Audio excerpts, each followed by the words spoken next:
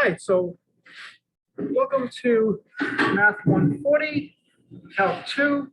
So today is lecture 12, and what we're going to do today is we're going to do partial fractions, and then as time permits, we'll do a few more use substitution problems. The more problems you do, the easier you're going to find it to do even more problems.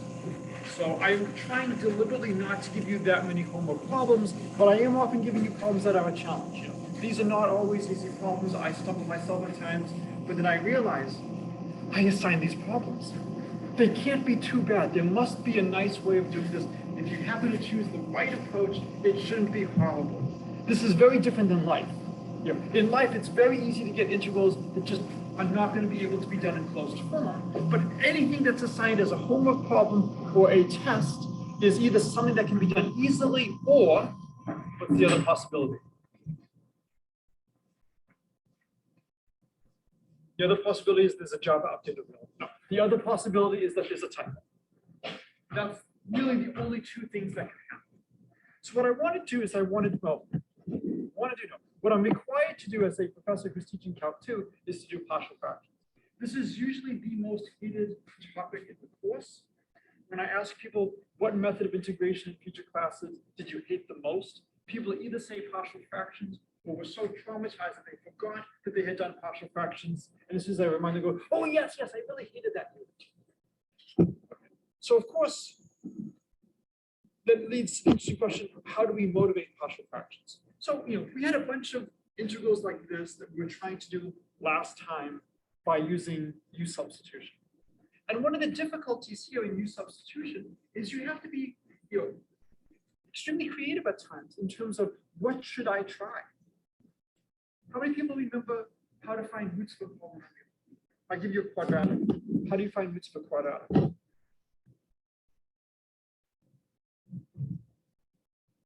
So it equals this. So let's say I give you x squared minus 7x plus 12 equals 0.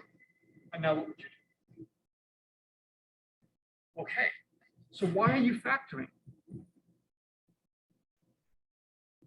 And what would it be?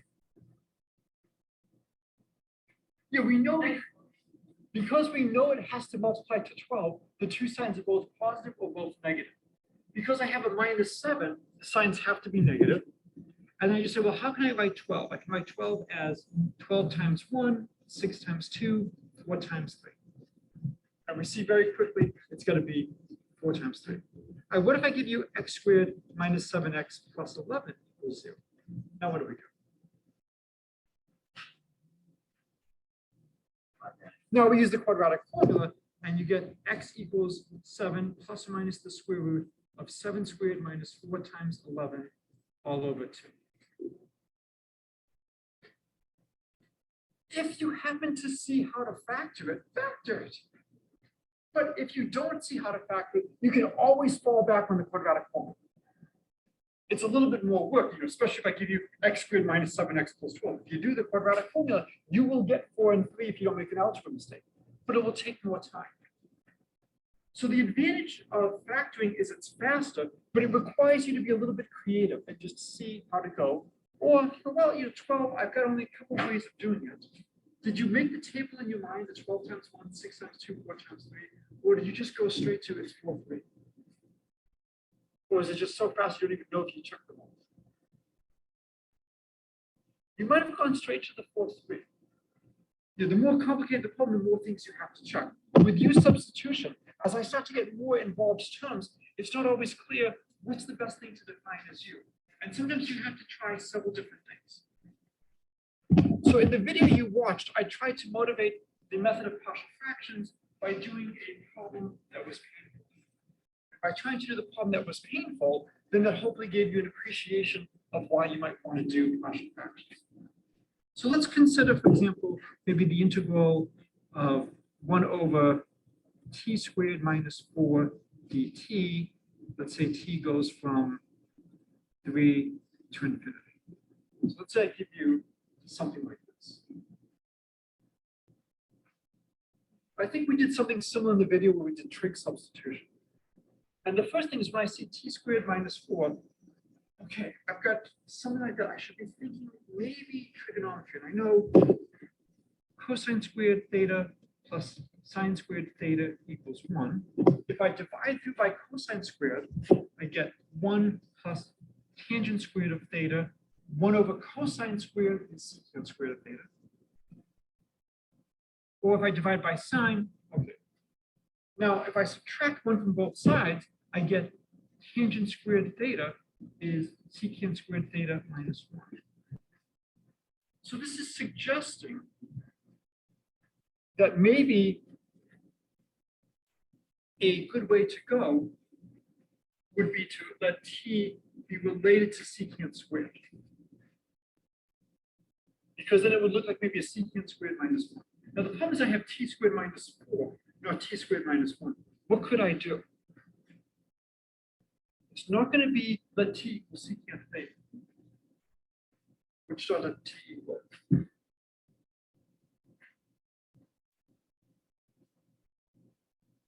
Should be related to secant theta. If I took t equals secant theta, I would get secant squared theta minus 4.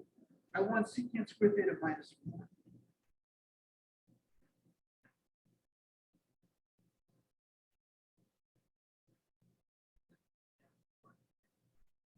Not a 4. You're close. Oh, I'm sorry. Not a 1. Nope. So let's put some arbitrary constant a here. Okay, let's take t equals a times secant theta.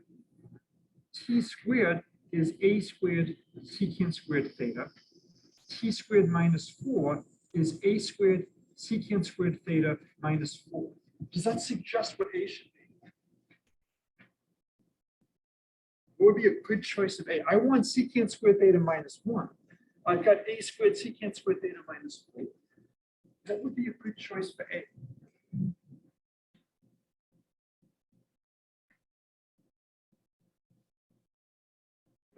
Two.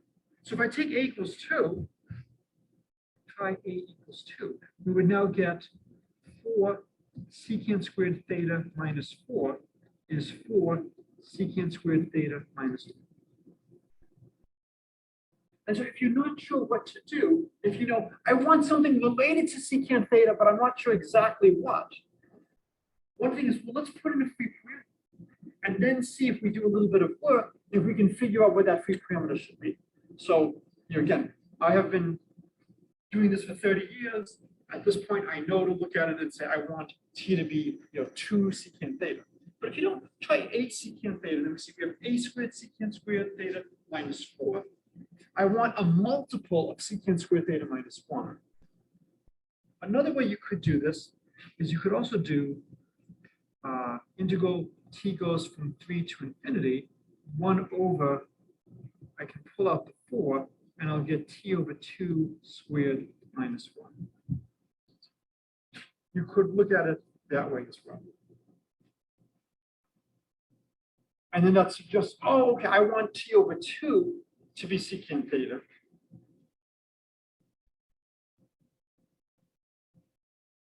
So I want t to be 2 secant theta. There's lots of ways to see what we should be doing. Yes.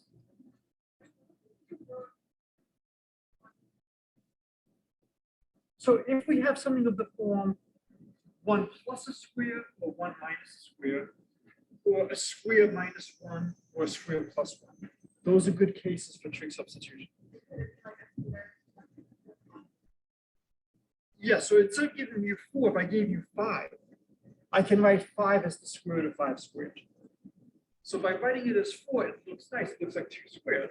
But if I gave you 5, I could write it as 5 squared. So we really want to use trig substitution, which is a special type of U substitution, when we have, basically 1 plus a square, 1 minus a square plus 1, a square minus 1. Fortunately, 2 of these are the same. 1 plus a square is the same as a square plus 1. So there's really 3 things to be looking at. Okay, so we're now trying to do the integral t goes from 3 to infinity of 1 over t squared minus 4 dt. We try t equals 2 secant theta, which is 2 over cosine theta, which is 2 cosine theta to the negative 1. So what's dt d theta? What's the derivative of 1 over cosine theta? 2 cosine theta to the negative 1.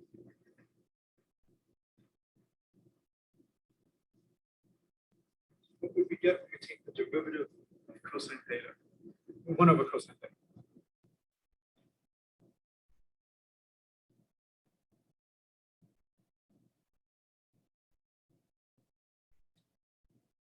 What rule do we use to take the derivative of cosine 1 over cosine theta?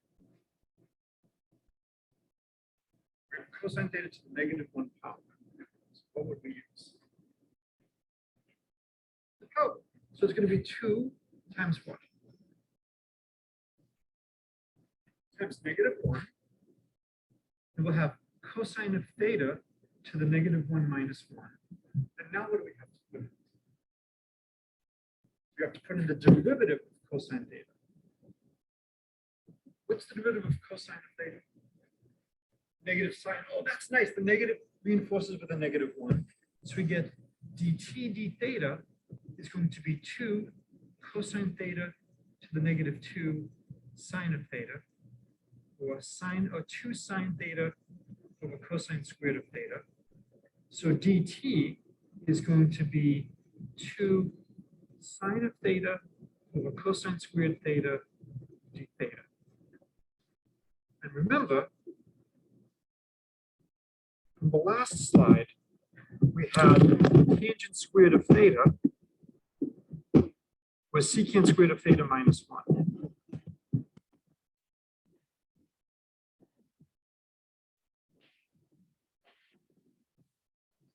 Right? So we can now substitute. We take t to be 2 secant theta.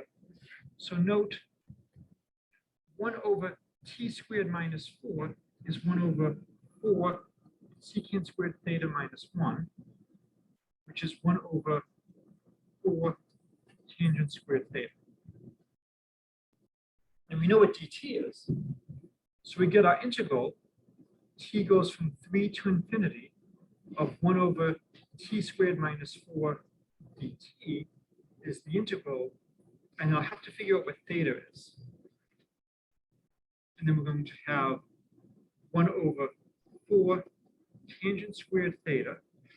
And now we have dt, which is 2 sine theta over cosine squared theta d theta. So when t equals 3, theta, we have to figure things out. So t equals 2 secant theta. So that means cosine theta is 2 over t. The secant is 1 over cosine. Okay, so if I take t equals 3, I get theta is arc cosine of 2/3 to arc cosine of 0. What angle has a cosine of 0? When does the cosine equal 0? Pi over 2. So theta is going to go from arc cosine of 2/3 to pi over 2. All right, so we've got 1 over 4 tangent squared. We have a 2 sine theta over cosine squared theta. What's tangent squared?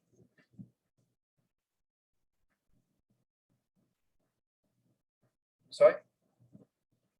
Well, if we do that, we're just going back to where we were, right? What's tangent squared? I'm sorry?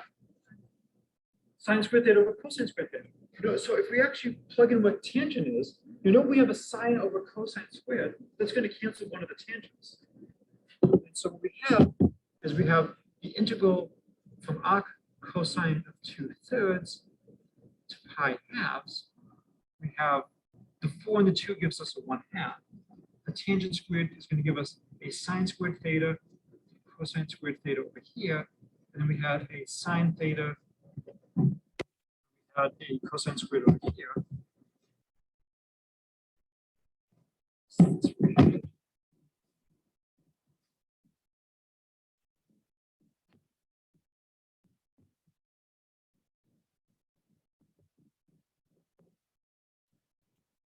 So if we've done this correctly, it's integral from arc cosine of 2/3 to pi halves d theta over sine of theta.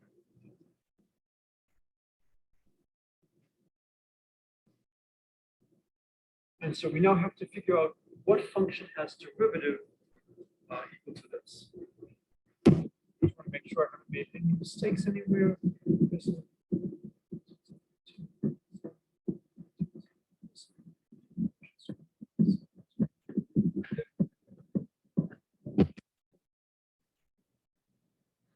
having fun. Good. So no one is having fun. After all of this work, now we have to find how to take the integral of 1 over sine theta. What function has derivative 1 over sine theta? Now, of course, if I cheat and use Mathematica, you could always ask, well, why didn't I just use Mathematica earlier?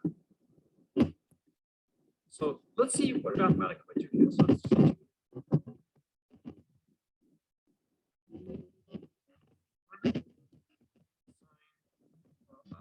do sine of.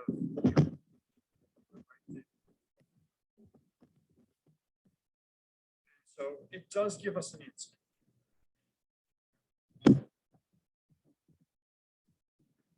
I am not surprised that it involved logarithms. You would expect something like that. Let's do a snapshot like this.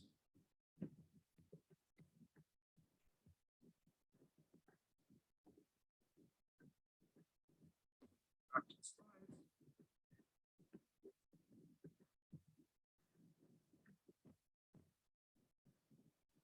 So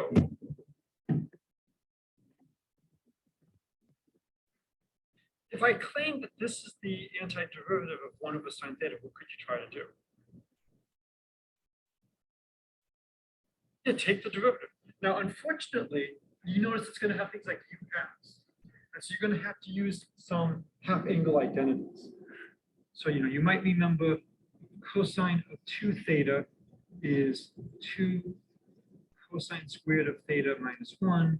So cosine of theta is the square root of cosine of 2 theta plus 1 over 2. So if I let theta be u halves, you would get the cosine of u halves is the square root of cosine u plus 1 over 2. I'm not sure if that's useful, but as soon as I see a u halves, I start this thing like this. Well, actually, a square root is not horrible if I'm taking a logarithm, right? I'm actually not that worried about having a logarithm of a square root because the log of a power is the power times the log. This should at least be enough to show you that this is not a fun problem. Okay? And so we've done u substitution. We got to the point of integrating 1 over sine, and now we have to find what function has derivative 1 over sine. It looks like it's going to involve logs of trig functions and probably using half-angle identities to finish the proof.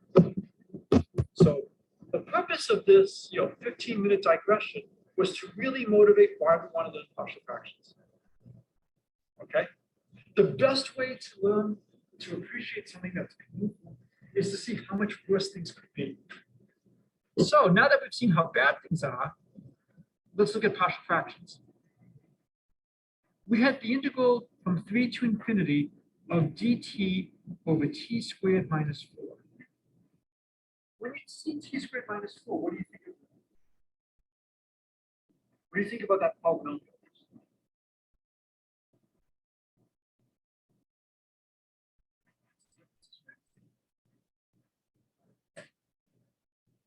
Good, good. So we can factor this as the integral from 3 to infinity of dt over t minus 2, t plus 2. And the idea is we write the polynomial 1 over t squared minus 4 as something over t minus 2 plus something over t plus 2. And again, if I want to add 2 fractions, how do I add 2 fractions? Find a common denominator. So I'd multiply the first one by t plus 2 over t plus 2, which is 1, and the second by t minus 2 over t minus 2. And so the question is, can I write t squared minus 4 as something over t minus 2 plus something over t plus 2? If I can, those are much easier things to integrate. I know how to integrate 1 over t minus 2. So this is the idea of partial fractions, is you expand your fraction as a sum of simple fractions, each of which you can do. So this is a general principle in mathematics. You would much rather do a huge number of easy tasks than one very hard task. So take the problem, break it into simple things, if necessary, break it into even more simple things, and keep going and keep going and keep going. Okay, so now the rule is the numerator is 1 degree less than the base polynomial in the denominator. So for example, I could have had t squared minus 4 cubed, in which case I could have a t minus 2, a t minus 2 squared, a t minus 2 cubed.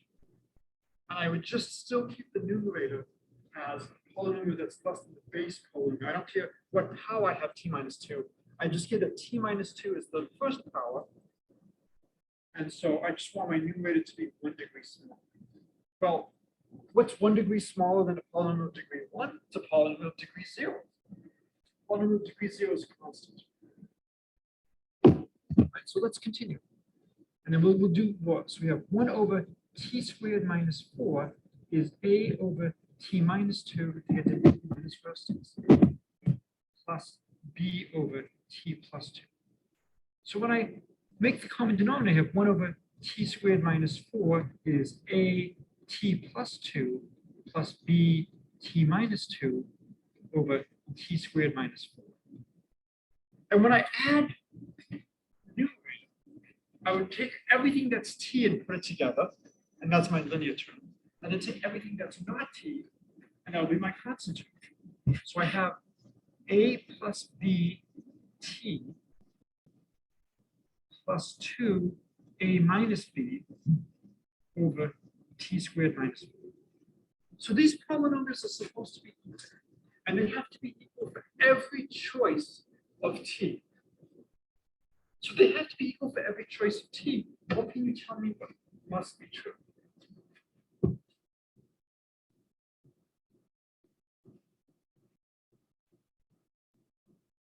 So what must be true if they're equal for all values of t?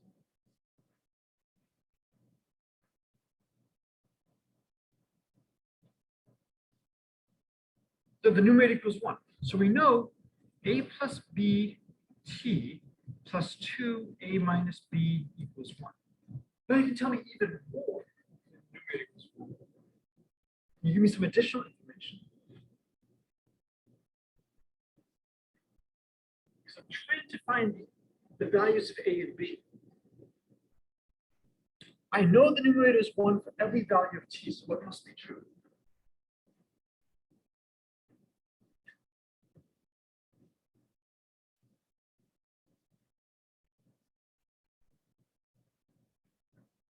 No matter what value of t I take, this has to be true.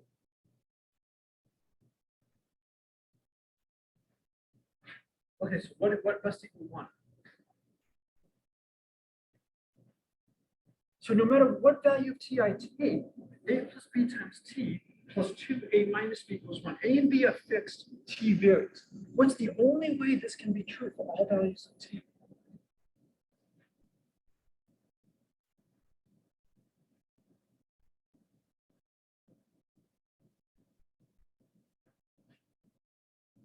So if you're not sure, give me a value of t to test. Nope. Okay. Here. Yes. Right? Why make my life difficult? Right? Wouldn't 0 be the easiest value of t to plug in? When you take t equals 0, what do you get?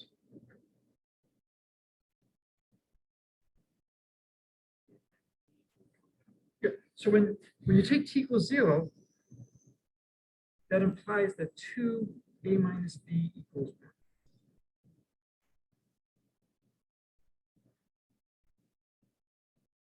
Because this has to work for all values of t, we now know that this quantity here must always be 1.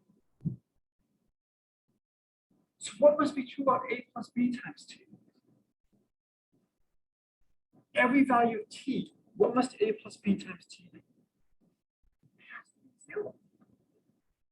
So this has to be 0, because otherwise, as I vary t, the left-hand side is changing, the right-hand side is not. So we now know a plus b equals 0, a minus b equals 1/2. Well, if a plus b equals 0, b equals negative a. So now you get 2a equals 1/2, a equals 1/4, b equals negative 1. And we've just written 1 over t squared minus 4 as 1/4, 1 over t minus 2, minus 1/4 over t plus 2. So I'm going to rewrite this on the next page. So the integral from 3 to infinity of dt over t squared minus 4 is 1/4 the integral from 3 to infinity of dt over t minus 2 minus 1/4 the integral from 3 to infinity of dt over t plus 2.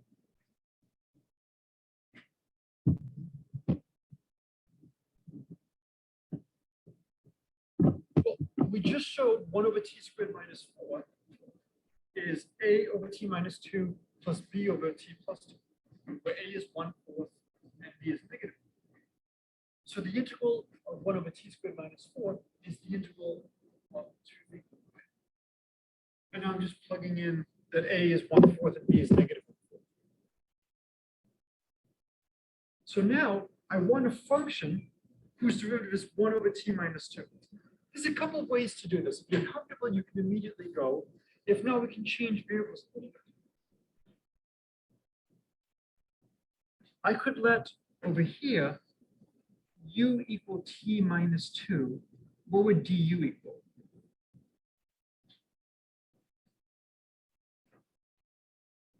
So if u is equal to t minus 2, what would du equal? It would just be not dx, close, dt. So over here, I don't do it the other way. I could say let's let w be t plus 2. So dw dt is equal to 1, which implies dw is dt. Again, you don't have to go through all these steps. I just want to go through it very carefully. So if u is equal to t minus 2, as u goes from 3 to infinity, t is going to go from what to what?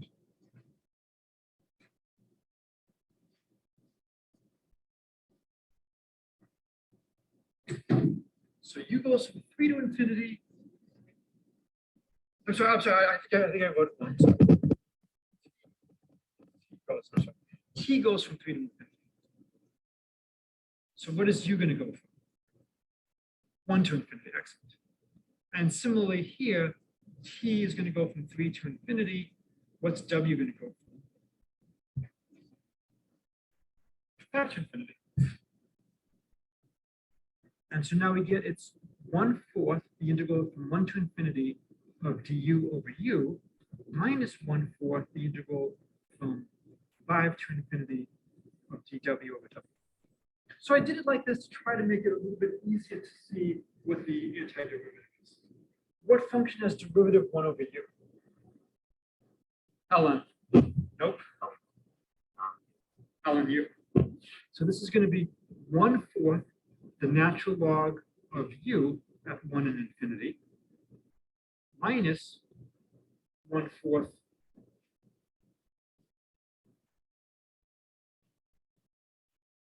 natural log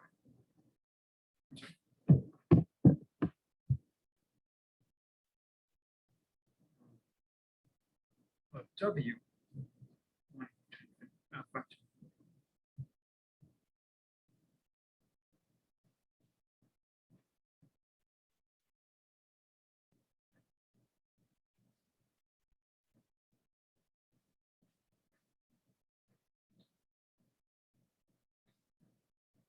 What do we get?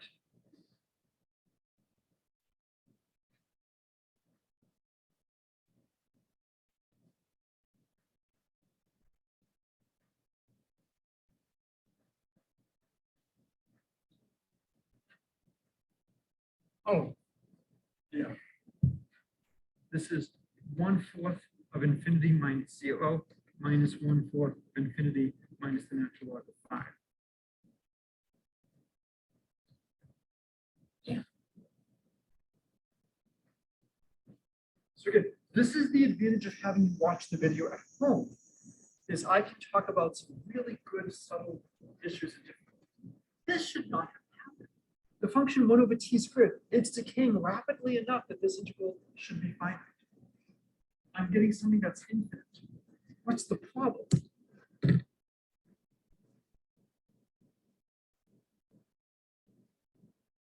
So the problem is I've split my integral into two different integrals. Is there much of a difference between these two functions when t is large? And look at that. One of them has a 1/4, one of them has a minus 1/4. What do you think they're going to do to each other for large values of t?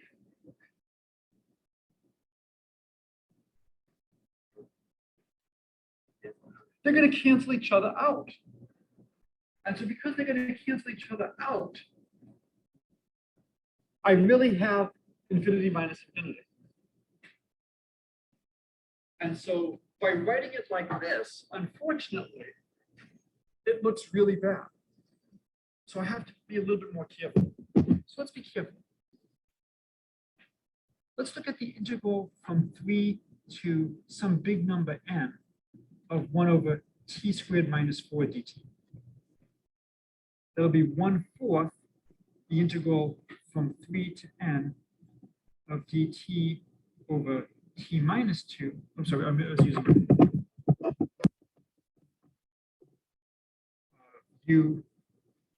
No, that's not up t. I'm sorry. dt over t minus 2 minus the integral from 3 to n of dt over t plus 2. And then we do our change of variable as before, and this would become the integral from 1 to n minus 2 of du over u minus the integral from 5 to n plus 2 of d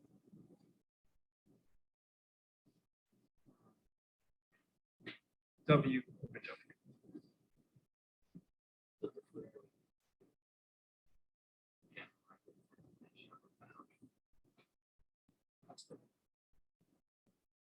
So are people comfortable with this breakup?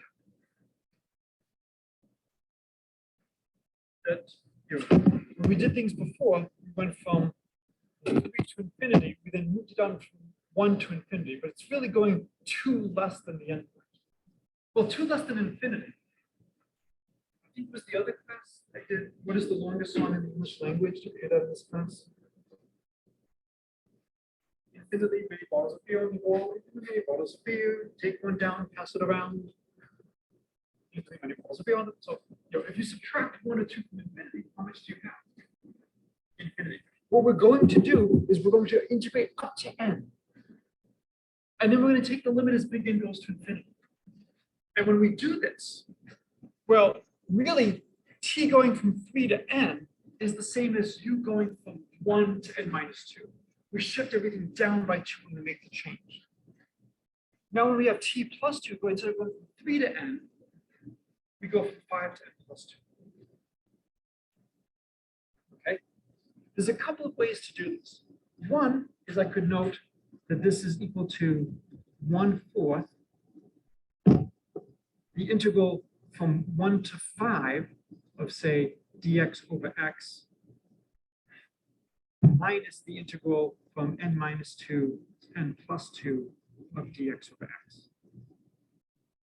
Is I could look at and say a lot of the integration cancels. If I look at what I'm doing,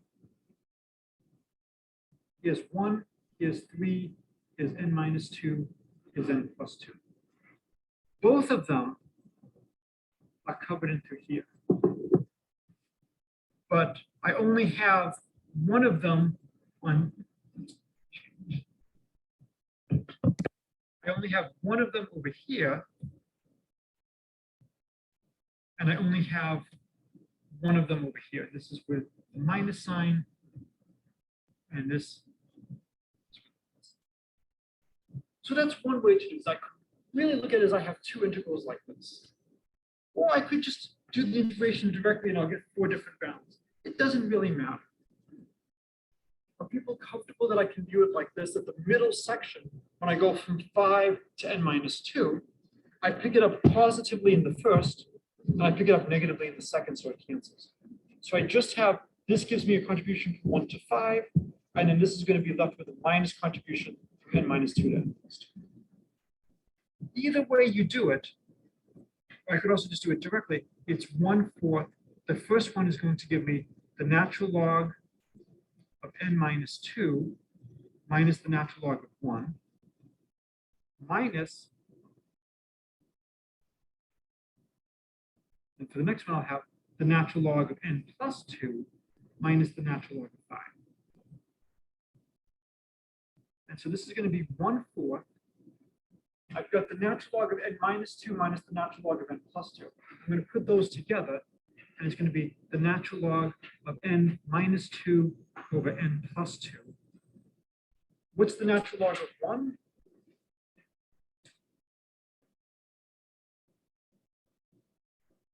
Natural log of 1 is 0. And so I then have plus a natural log of 5. And now, this makes sense for every value of n. So this is a hard problem. What happens as n gets really, really large? What does n minus 2 over n plus 2 go to as it goes to infinity? It goes to infinity. But I have n minus 2 over n plus 2. What does n minus 2 over n plus 2 go to as it goes to infinity? What does that look like as it gets really large? So somebody give me a value of n. Big value of n. Now, oh, it goes to 1. Yes.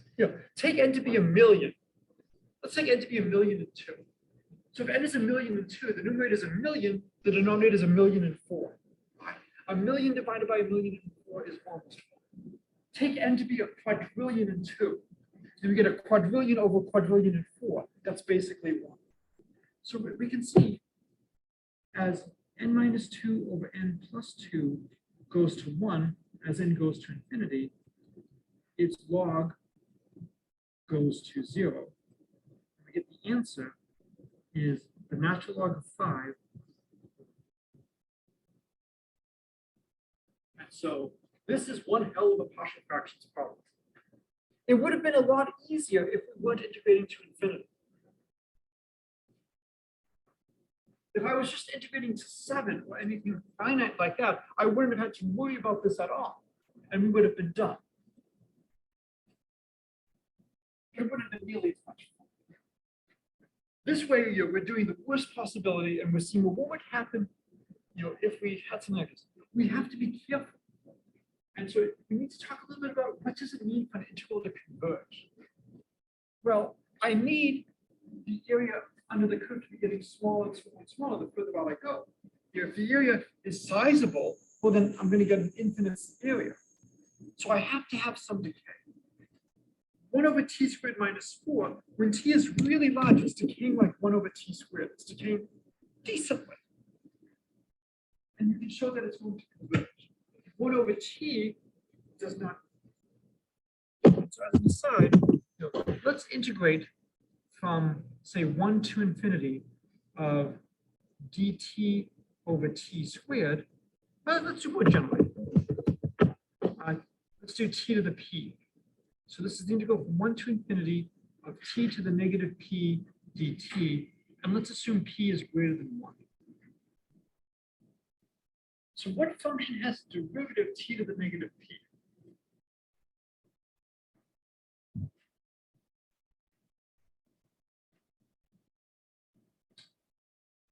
So what function has derivative t to the negative p?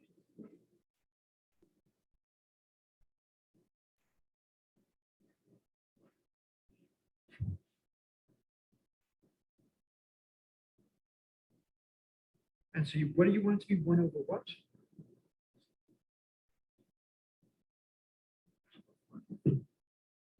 not p plus 1, negative p plus 1.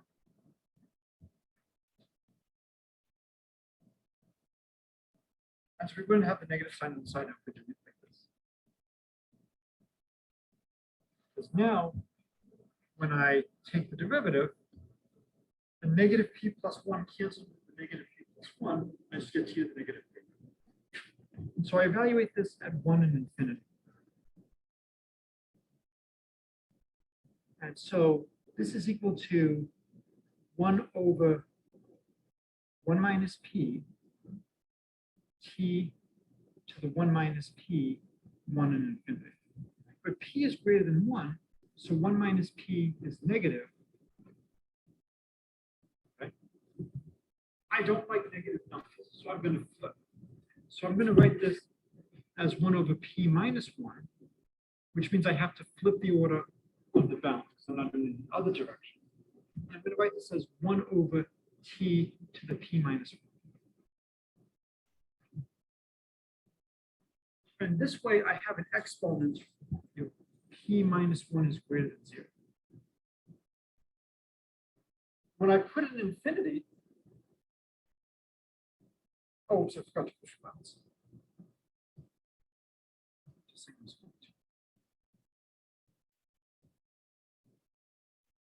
And so now I get 1 over p minus 1, 1 over 1 to the p minus 1, minus 1 over p minus 1, 1 over infinity to the p minus 1. It's just 1 over p minus 1. It's finite. So the whole point of this exercise is to show that the integral of 1 over t to the p is actually a finite number if p is greater than 1. If p equals 1, we have 1 over t. What function has derivative 1 over t? ln of t, that's going to be infinite. So when p is greater than 1, it's finite. If I give you the integral from 1 to infinity of 1 over t dt, this is the natural log of t at infinity and 1. This is the natural log of infinity minus the natural log of 1 is infinite. So the integral of 1 over t to the p dt is finite if p is greater than 1, and it's infinite if p is less than 1. I only did the integral when p equals 1, but if p is smaller than 1, I make the denominator smaller, which makes the expression bigger. So if it was infinite before, it's going to be even more infinite.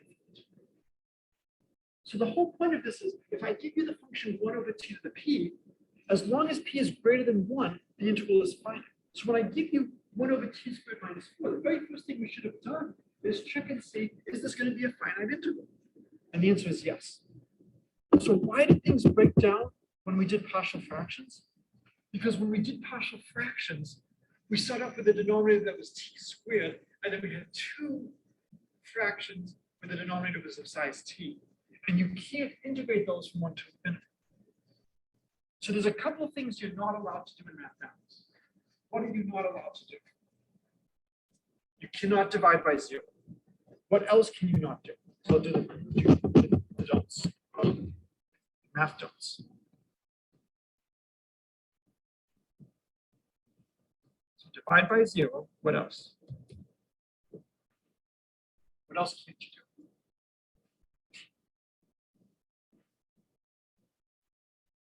You can't multiply by 0.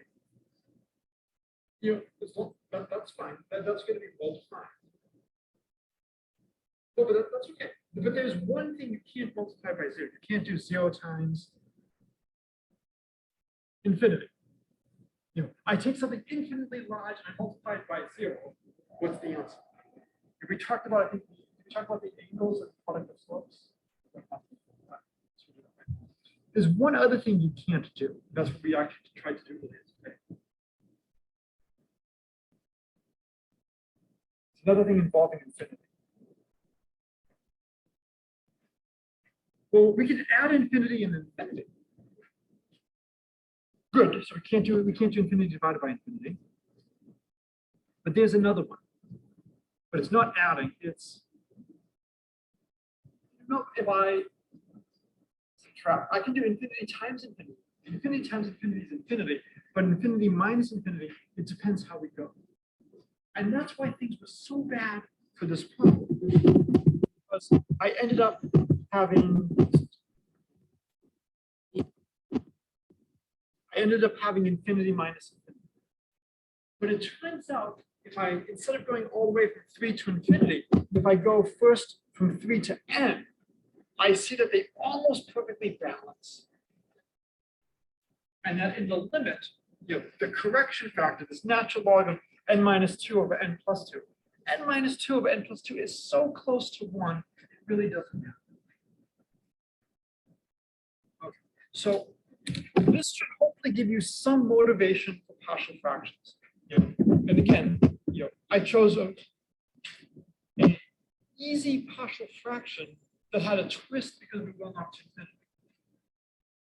Because you've already seen some partial fractions at home. We saw what happened over here. We had to do, t was a secant theta. We chose a to be 2. We then had 1 over 4 tangent squared theta, 2 sine theta over cosine squared theta. We had that. And now we're going to have this expression over here. If you look at this, the natural log of 5 is not necessarily so unreasonable as a final answer, perhaps, with all the stuff that's going on.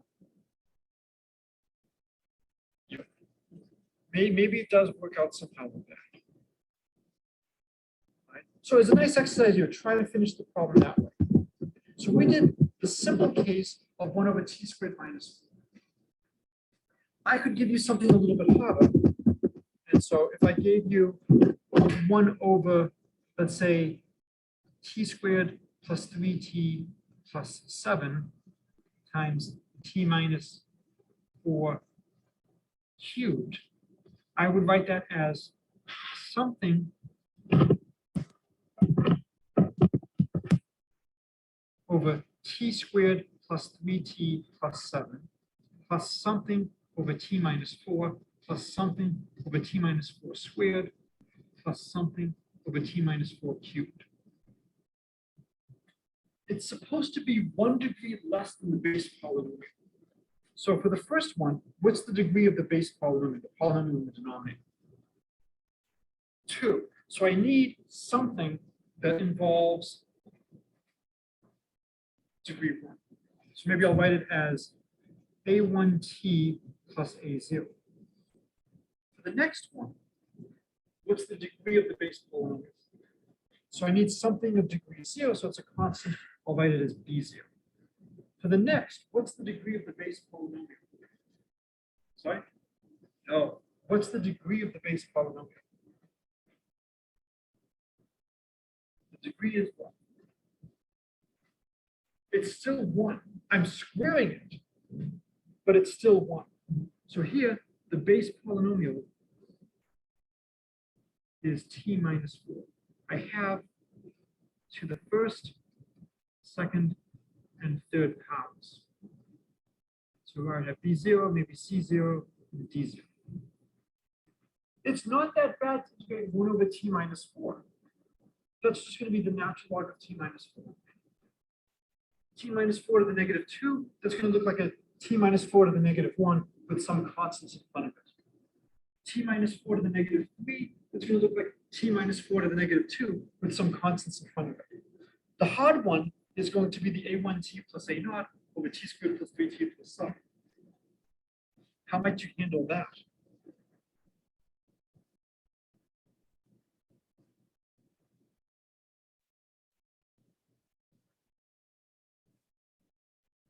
So we see we need to be able to integrate, a linear polynomial over quadratic.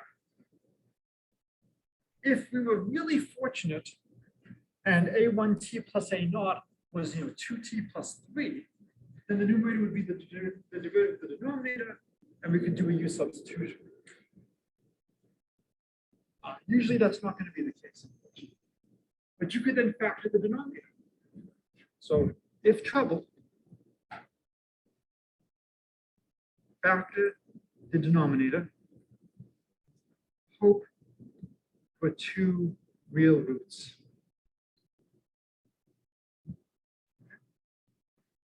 Yes.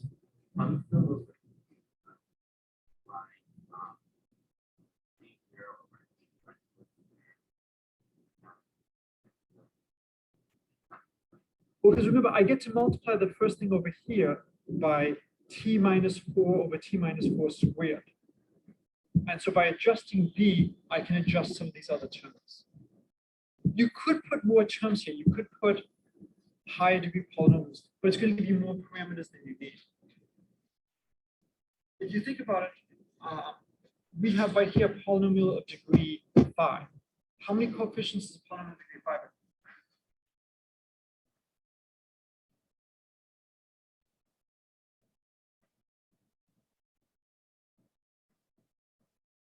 Sorry? 6. And so you want to be careful about how many free parameters do you have. And you don't want to have so many that it's overdetermined. You can do that. You would just have more than one possible solution. So we will talk more about partial fractions here. This is just the first lecture on partial fractions, and maybe a lot of time to do problems with this. All right, so this is a good place to stop. Have a great rest of the day.